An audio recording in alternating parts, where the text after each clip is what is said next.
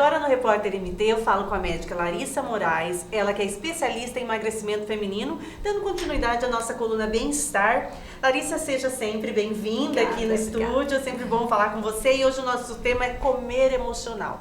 Gente, como que você está lidando com as suas emoções? Isso está refletindo no prato, na comida, nas suas escolhas? Larissa, é algo que você percebe muito no consultório?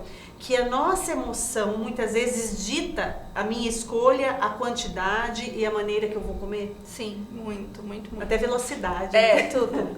Existe uma diferença muito grande entre a fome física, a fome real, a fome biológica, aquela que o seu corpo demanda energia para sobreviver, para a fome emocional. E quando a mulher ela tem essa percepção, ela começa a perceber realmente dentro do corpo dela, começa a ouvir o corpo dela e ela percebe essa diferença, ela consegue bloquear. Porque hoje a grande maioria do nosso comer, ele vem através dos impulsos. Os impulsos com pensamentos que vêm no nosso dia a dia, ações do dia a dia, circunstâncias que são negativas, lembranças negativas que geram uma insatisfação interna e esse prazer momentâneo, ele acaba sendo associado à comida. No meu caso, eu percebo muito a minha relação com o doce. Então, se eu estou assim, ansiosa, ou estou triste, né, terminou um relacionamento, ressignificando tudo aquilo, eu fico pensando em doce, eu fico pensando em sorvete, pensando em chocolate, em refrigerante, que ela briga comigo. Mas assim, é uma coisa, uma ideia meio que fixa, Larissa. Na verdade, isso acontece por conta de algumas alterações hormonais. A gente tem alteração de alguns hormônios que se alteram em momentos de estresse. Então, quando você está preocupada, ansiosa, tensa, frustrada, você está levando o seu corpo a produzir alguns hormônios que estão associados a estresse.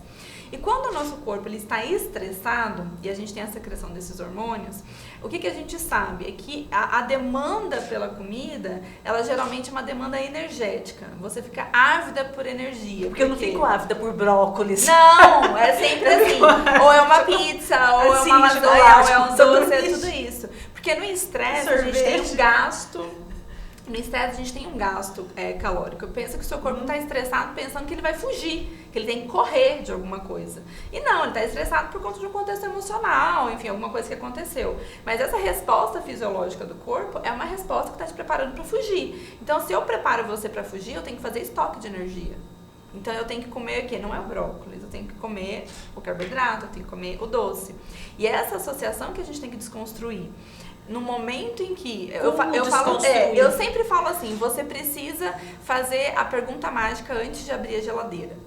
Essa é a chave, porque se você conseguir identificar o pensamento ou a ação que te levou a abrir a geladeira, muito provavelmente você vai conseguir fechar a geladeira. Até porque em época de pandemia ou agora que a gente está retomando a nossa aumento vida, de peso né? absurdo. A gente, mesmo retomando a vida, a gente está mais tempo em casa e mais condicionado a esse abrir de geladeira. E houve um aumento de peso, né?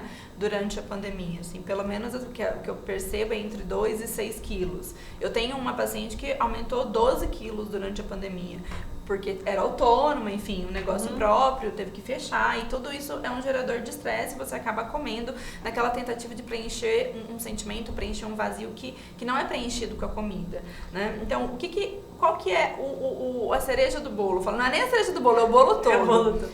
É o seguinte, a gente tem um pensamento, uma situação que leva a gente pensar algo, certo? Uma lembrança, enfim, que te gera um pensamento.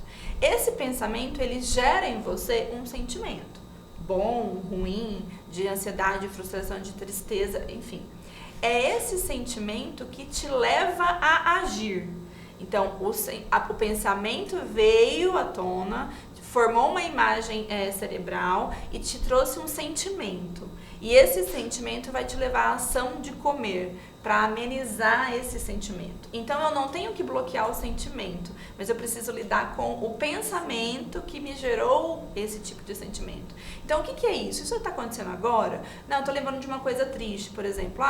Eu estou lembrando em um momento em que eu tive uma violência. Poxa, isso acontece agora? Não, isso não acontece agora. Você vive agora feliz ou triste? Não, agora eu vivo feliz. Então, quando você vai, seja a sua melhor amiga, seja você o seu anjinho ali, sabe? Tem capetinha e Sim. tem um anjinho. Seja você esse anjinho.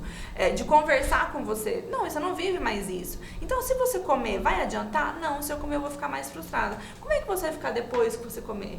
Vou me sentir triste, vou me sentir incapaz, vou me sentir que eu realmente não consigo. Então, você vai alimentar só o seu potinho de bolinhas ruins. Quando você tem essa ação de conversar com você e entender que aquilo ali é reflexo de algo que aconteceu no passado e que o passado não se perpetua, você pode pensar, bom, então eu não preciso comer. Então eu vou voltar, vou fazer alguma outra coisa.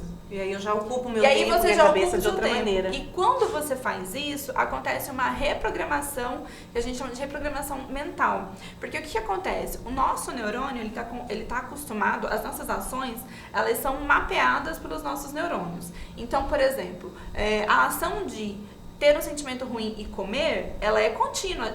Ela já tá dentro do seu cérebro. Tipo um hábito que É um tá ali hábito. dentro. O neurônio já sabe aquele caminho. Quando você reconstrói isso, você vai criar um novo padrão de comportamento. Então é como se você estivesse falando para o seu neurônio assim, você está acostumada a vir para sua casa por um caminho. Né? Então você está acostumada a abrir a geladeira por esse caminho. Então eu vou abrir o GPS, eu vou colocar um caminho diferente.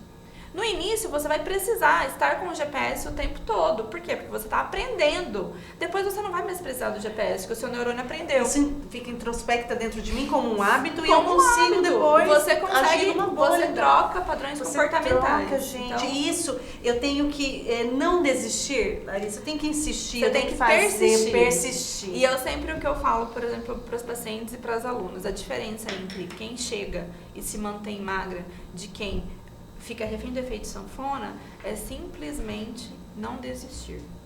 Quem desiste realmente não acontece, né? Se você desiste, não acontece. Sim. Mas se você persiste, e persistir não significa que você vai só acertar.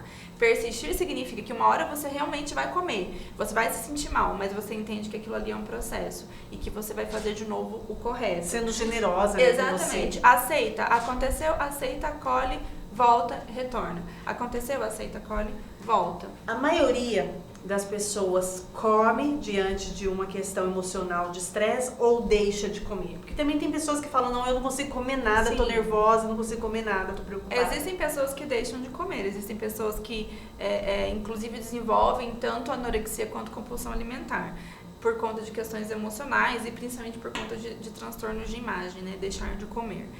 Mas geralmente a maioria das mulheres come, né, e a gente sempre comenta que assim, fome na alma, nenhuma comida do mundo acalma.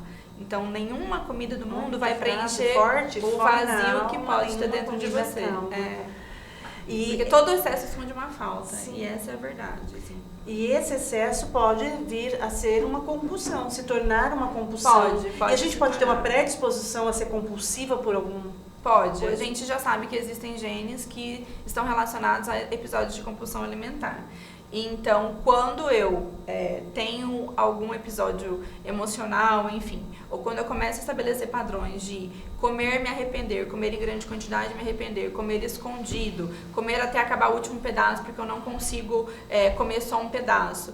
Geralmente, essas pessoas que têm essa predisposição genética à compulsão alimentar, elas tendem a desenvolver mais fácil essa compulsão. Só que isso não é determinante, porque a gente já sabe que hoje a mudança do contexto com a epigenética, a mudança do estilo de vida, a gente consegue manter esses genes assim, ali no lugar deles sem nenhuma repercussão. Né? E, Larissa, então é possível sim reprogramar hábitos, lidar, não é você tá nos assistindo falando, mas eu não consigo. Gente, consegue sim, é possível. Quando a gente se dedica e resolve e vamos persistir, mesmo errando, levantando, tropeçando e vamos embora, é possível sim mudar a maneira como eu lido com a comida diante das minhas emoções. Sim, é possível. Vou trocar o chocolate pelo brócolis. Isso. Na verdade não precisa ser o chocolate pelo brócolis, mas você pode trocar o chocolate ao leite por um chocolate 70%. Você pode aprender a comer esse chocolate 70%.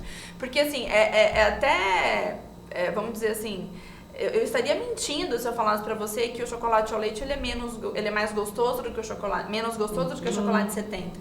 Mas isso é uma construção. Do mesmo jeito que a pessoa que começa a tirar o açúcar, ela morre de vontade do açúcar, porque ela tem aquele vício pelo açúcar. Se você perguntar pra ela depois de um mês se ela sente a mesma necessidade, ela vai dizer pra você que não. Então, o que acontece? A grande chave do emagrecimento por inteiro, e o que é o emagrecimento por inteiro? É um emagrecimento que você emagrece, você entende o porquê que você come, você entende quais são os motivos pelos quais você quer emagrecer e você se mantém magra. É emagrecimento de corpo, mente e espírito.